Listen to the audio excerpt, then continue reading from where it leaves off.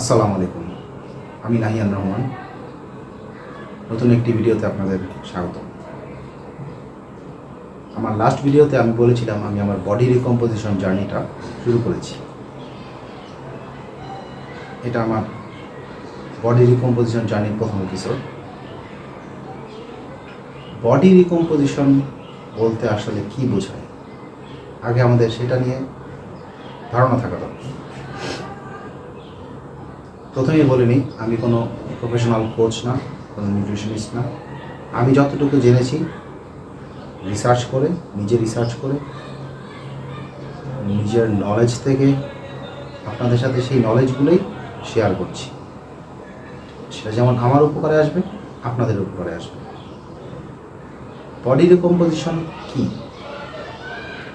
Body রিকম্পোজিশন হচ্ছে একই সাথে আপনি চর্বি কমাবেন এবং মাসেল গেইন করবেন। মূলত এটাকেই বডি রিকম্পোজিশন বলা হয়।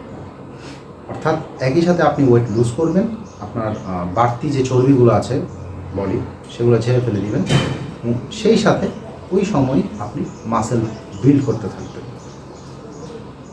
বর্তমান আমার যে বডি কন্ডিশন, সেই কন্ডিশন অনুযায়ী আমি বডি রিকম্পোজিশনটা শুরু করেছি, কারণ আমি বর্তমানে ফ্যাট।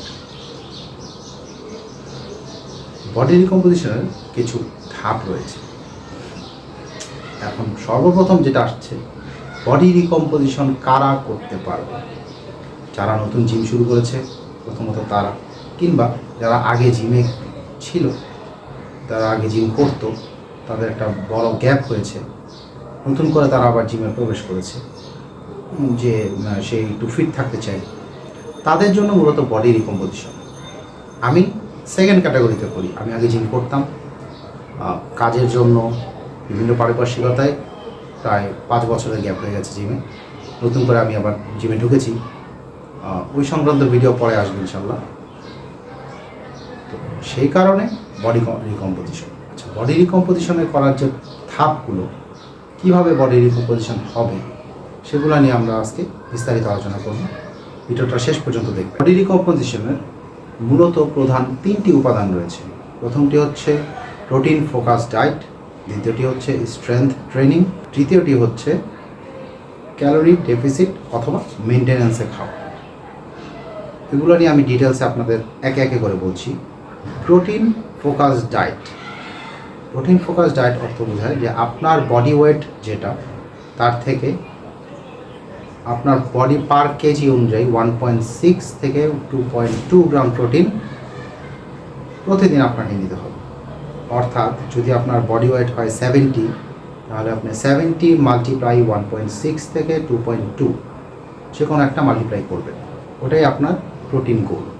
প্রোটিন গোল হিট করার জন্য আমরা অনেকেই বিভিন্ন ধরনের মাথায় নিয়ে আসি যে প্রোটিন পাউডার খেতে হবে, বা অনেক খরচ ব্যয়বহুল বিষয়টা, এটা খেতে হবে।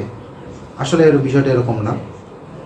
ডাল, মুরগি, সয়া, এরকম বিভিন্ন ঘরোয়া উপাদান দিয়েই আপনি আপনার প্রোটিন গোল হিট করতে পারবেন। এই বিষয়েও আমার কিছু ভিডিও সামনে আসবে ইনশাআল্লাহ। মধ্যবিত্তের ডায়েট প্ল্যান, যেটা আসলে আমি নিজে মধ্যবিত্ত, আপনাকে আমি মধ্যবিত্তের সব কিছুই শেয়ার করব। আসলে মধ্যবিত্তের জীবনযাপনেও যে আপনি চাইলে সব কিছুই মেনটেন করতে পারবেন, বডি বিল্ড করা, বডি মেনটেন করা, এগুলো যে আসলে ব্যয়বহুল, আসলে সেরকমটা না। এই জার্নিটা আপনি ইনশাল্লাহ আমার সাথে কমপ্লিট করতে পারবেন। দ্বিতীয়, স্ট্রেংথ ট্রেনিং। এই স্ট্রেংথ ট্রেনিং বলতে আমরা যেটা বুঝি সেটা হচ্ছে জিমে গিয়ে জিম করা, বা আপনার যদি বাসায় কিছু ওয়েট থাকে সেগুলো দিয়ে স্ট্রেংথ ট্রেনিং করা। প্রথমত স্ট্রেংথ ট্রেনিংয়ে মনে রাখবেন, হালকা ওয়েট দিয়ে শুরু হবে, কিন্তু আপনাকে হেভি ওয়েটে যাওয়ার চেষ্টা করতে হবে। তাহলে কি হবে? মাসেলটা গেইন হবে। কারণ লাইট ওয়েট দিয়ে কখনো মাসেল গেইন করা সম্ভব না। মাসেল গেইনের জন্য মাস্ট বি হেভি ওয়েট প্রয়োজন। 3 নাম্বার, আপনাকে ক্যালোরি ডেফিসিট অথবা মেনটেন্যান্স খেতে হবে। ক্যালোরি মেনটেন্যান্স কি? আপনার বডির যে ক্যালোরি প্রয়োজন সেটা আপনি আগে যাচাই করবেন, আগে বের করবেন যে কীভাবে আমার বডির জন্য কতটুকু ক্যালোরি প্রয়োজন। যেমন আপনি যদি এখন অনেক অপশন আছে আসলে, এগুলো করার জন্য কোনো রকেট সায়েন্স লাগে না। আপনি গুগলে যান অথবা চ্যাটজিপিটিতে যান, সেখানে গিয়ে আপনি আপনার বডি ওয়েট, আপনার এজ, আপনার হাইট এগুলো দিলে আপনি দেখবেন আপনাকে সম্পূর্ণ ডিটেলসও দিয়ে দিয়েছে আপনার কতটুকু ক্যালোরি প্রয়োজন, কতটুকু প্রোটিন প্রয়োজন, কতটুকু কার্বস প্রয়োজন, কতটুকু ফ্যাট প্রয়োজন। সেইখান থেকে আমি আমারটা দিয়ে উদাহরণ দিচ্ছি। আমার সব কিছু অনুযায়ী বডি ওয়েট, এজ, আমার প্রয়োজন 2700 ক্যালোরি পার ডে। এটা হচ্ছে আমার মেনটেন্যান্স ক্যালোরি। বাট আমি তো বডি রিকম্পোজিশনের জন্য প্রস্তুতি নিচ্ছি, তো সেক্ষেত্রে আমার ক্যালোরি ডেফিসিটে খেতে হবে। ক্যালোরি ডেফিসিট কি? ক্যালোরি ডেফিসিট হচ্ছে আপনার ক্যালোরি যেটা, সেটার থেকে 100 অথবা 200 ক্যালোরি কম খাওয়া।